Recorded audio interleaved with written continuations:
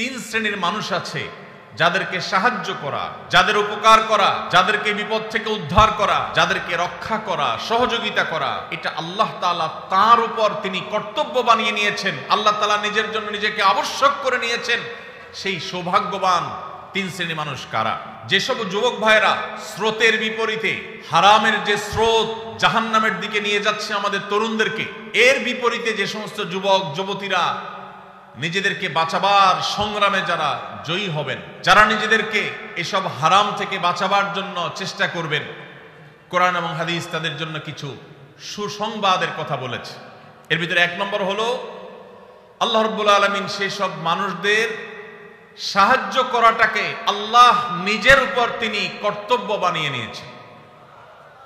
যেসব মানুষেরা চরিত্রকে হেফাজত করে, বিবাহ করে চরিত্রকে হেফাজত করবার উদ্দেশ্যে তারা, আবু হুরায়রা রাদিয়াল্লাহু তাআলা আনহু বর্ণনা করেছেন, নবীজি সাল্লাল্লাহু আলাইহি ওয়াসাল্লাম ইরশাদ করেছেন, সালাসাতুন আলাল্লাহি আউনুহুম, তিন শ্রেণীর মানুষ আছে যাদেরকে সাহায্য করা, যাদের উপকার করা, যাদেরকে বিপদ থেকে উদ্ধার করা, যাদেরকে রক্ষা করা, সহযোগিতা করা, এটা আল্লাহ তাআলা তার উপর তিনি কর্তব্য বানিয়ে নিয়েছেন। আল্লাহ তাআলা নিজের জন্য নিজেকে আবশ্যক করে নিয়েছেন। সেই সৌভাগ্যবান তিন শ্রেণীর মানুষ কারা? নবীজি সাল্লাল্লাহু আলাইহি ওয়াসাল্লাম বলেছেন, তার মধ্যে এক নম্বর হলেন আল মুজাহিদু ফি সাবিলিল্লাহ, যারা আল্লাহর রাহে জিহাদে রত থাকেন, আল্লাহর রাহে যারা জিহাদে থাকেন, সেই মুজাহিদদেরকে আল্লাহ রাব্বুল আলামিন সাহায্য করা, সহযোগিতা করা, তাদেরকে আল্লাহ রাব্বুল আলামিন মদদ করাকে আল্লাহ নিজের জন্য কর্তব্য বানিয়েছেন। নাম্বার 2, ওয়াল মুকাতাব আল্লাযী ইউরিদুল আদা, যেই কৃতদাস মালিকের সাথে চুক্তি করেছে কোন নির্দিষ্ট অ্যামাউন্ট দিয়ে সে মুক্ত হবে, তার যদি সদিচ্ছা থাকে সেটি আদায় করবার, আল্লাহ তাআলা তাকে সেটা আদায় করার জন্য সাহায্য করবেন, আল্লাহর ওয়াদা আছে। নাম্বার 3, যেই ব্যক্তিকে আল্লাহ রাব্বুল আলামিন সাহায্য করার ওয়াদা আল্লাহর আছে, আল্লাহ তাআলা সাহায্য করাটাকে তার জন্য কর্তব্য বানিয়ে নিয়েছেন, তিনি হলেন আল্লাযী ইউরিদুল আফাফ, যে যুবক, যে মানুষ বিবাহ বন্ধনে আবদ্ধ হয়েছেন, তার উদ্দেশ্য তার চরিত্র যেন কালিমাযুক্ত না হয়। চরিত্রকে হেফাজত করবার জন্য যে বিবাহের পথ বেছে নেয়, নবীজি সাল্লাল্লাহু আলাইহি ওয়াসাল্লাম বলেছেন, এই বিবাহ করা মানুষ, এই চরিত্র রক্ষা করা মানুষ, এই বীর, একে আল্লাহ রাব্বুল আলামিন সাহায্য করা, তাকে অর্থনৈতিকভাবে বরকত দেওয়া, তার জীবনের সার্বিক কল্যাণ দান করা, এই জিনিসটা আল্লাহ নিজের জন্য আল্লাহ কর্তব্য বানিয়ে নিয়েছেন। ভাইরা আমার, তাহলে প্রথম সুফল, প্রথম উপকারিতার কথা আমরা জানলাম। যে সমস্ত যুবকেরা, যে সমস্ত বোনেরা তারা বিবাহের পথ বেছে নেন, হারাম পথ বেছে নেন না, আল্লাহ রাব্বুল আলামিন তাদেরকে চরিত্র হেফাজতের উদ্দেশ্যে বিবাহ করলে আল্লাহ তাআলা তাদেরকে সাহায্য করাটাকে আল্লাহ নিজের উপর আবশ্যক করে নিয়েছেন। নাম্বার 1।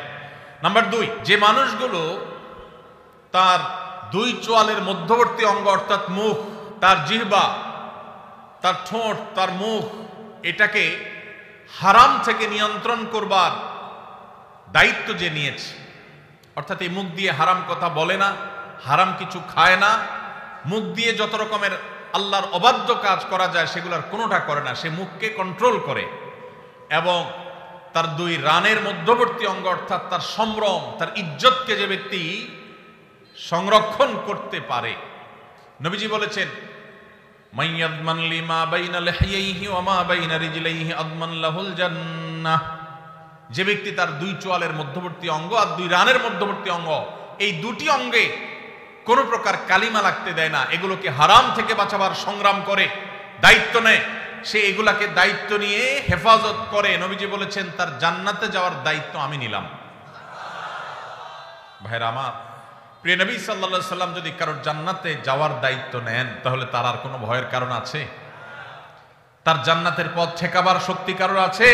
এত বড় অফার, এত বড় সুসংবাদ অন্য কোন নেকামল করার ক্ষেত্রে সচরাচর পাওয়া যায় না। যুবক ভাইরা, যদি যৌবনের সময়টাকে কালিমা মুক্ত রাখবার সংগ্রামে আপনি জয়ী হতে পারেন, মনে রাখবেন এটা হলো আপনার সবচেয়ে বড় বীরত্ব, এটা হলো আপনার সবচেয়ে বড় বাহাদুরি, এটা হলো আপনার সবচেয়ে বড় পুরুষত্ব, কারণ আপনার মধ্যে কন্ট্রোলিং পাওয়ার আছে, নিয়ন্ত্রণ করবার ক্ষমতা আছে, যৌবনের তাড়না আছে, যৌবনের উচ্ছলতা আছে, যৌবনের স্পৃহা আছে, যৌবনের তাগাদা আছে, সেটা আপনাকে হারামের দিকে যেতে বলে।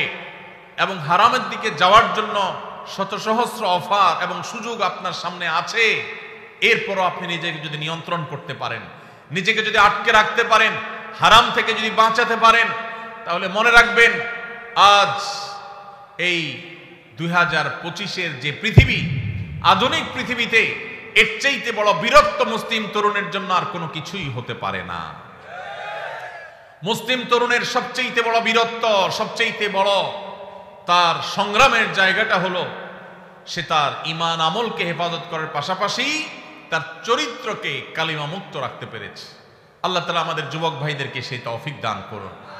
ভাইরা আমার, যদি আপনি এই কাজ করে এই সংগ্রামে যদি আপনি জয়ী হন, তৃতীয় যে পুরস্কার আপনার জন্য রয়েছে সেটি হলো, আমরা সবাই জানি কিয়ামতের ভয়াবহতম দিনে যে সকরুণ দৃশ্যের অবতারণা হবে, যে নির্মম দৃশ্য সেদিন আল্লাহ তাআলা সৃষ্টি করবেন, সেদিন প্রত্যেকটা মানুষ পাগল পরা হয়ে যাবে। মাথার খুব কাছাকাছি সূর্যের অবস্থান হবে, এখনকার মতো লক্ষ লক্ষ কিলোমিটার দূরে নয়, একেবারে মাথার খুব কাছাকাছি সূর্য অবস্থান করবে। পুড়ে ছাই হয়ে যাওয়ার কথা, কিন্তু পুড়ে ছাই হবে না, আল্লাহ তাআলা ছাই হতে দিবেন না। মানুষ বেঁচে থেকে ছটপট করে করে আল্লাহর কাছে আর্তনাদ করতে থাকবে যে এই সূর্যের উত্তাপ, এই আগুন, এই কষ্ট, এটা থেকে মুক্তি চাই আল্লাহ, প্রয়োজনে জাহান্নাম দিয়ে দাও। তারপর না, মৃত্যুকে আল্লাহ তাআলা চিরতরে শেষ করে দিবেন। শুধু ভোগ, জান্নাতীদের নেয়ামত, জাহান্নামীদের শাস্তি, দুইটাই স্ব অবস্থান থেকে ভোগ করবে। এটা শেষ হবে না, মৃত্যু আর আসবে না। কিয়ামতের সেই ভয়াবহতম দিনে আল্লাহ রাব্বুল আলামিন সেই তরুণদের, সেই যুবক ভাইদের, সেই যুবতী বোনদের আল্লাহর আরশের নিচে ভিআইপি প্যান্ডেলে আল্লাহ রাব্বুল আলামিন ছায়া দিবেন, যাদেরকে কিয়ামতের কোনো কষ্ট স্পর্শ করবে না, কিয়ামতের কোনো ভয়াবহতা তাদেরকে পাবে না, কিয়ামতের কোনো ভয়াবহতা, কোনো টেনশন তাদের টাচই করবে না। আস-সুন্নাহ ফাউন্ডেশন, উম্মার স্বার্থে সুন্নাহর সাথে।